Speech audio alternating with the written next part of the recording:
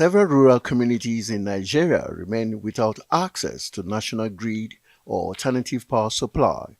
To reduce this electricity deficit, the Rural Electrification Agency is now partnering some private companies to boost access to alternative power sources for rural communities. At this MOU signing ceremony in Abuja, the Managing Director CEO of the Rural Electrification Agency, Abba Aliyu, says the federal government remains committed to not only providing rural electricity but hopes to make Nigeria a renewable energy hub in Africa. We have a total of about 86 million Nigerians without access. A number of people will see that as a challenge facing the country. But the present government, led by President Ahmed Bola Tinubu, wants to capitalize on this challenge to turn it into opportunity. Other top officials of the REA are urging private developers and stakeholders in the renewable energy sector to ensure that Nigeria's electrification target is met within affordable means to consumers. Something that only the government would be able to execute.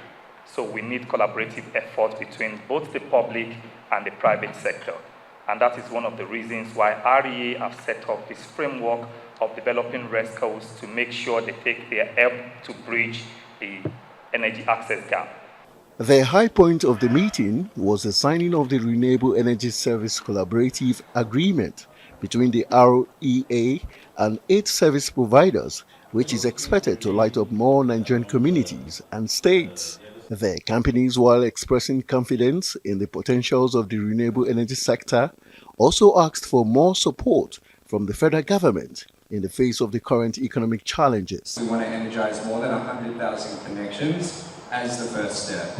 And in doing so, we want to do this transparently. To make Nigeria to be the renewable hub, there is a need for financial, there is a need for projects, there is need of implementation vehicle, there is need of operational framework, and there is need for domestication of our value chain. And there is even need for a talent development pipeline. The MD, however, warned the renewable energy service companies against reneging from their responsibilities and implementation terms, with the agency warning that they must not jeopardize the government's desire to light up more rural communities.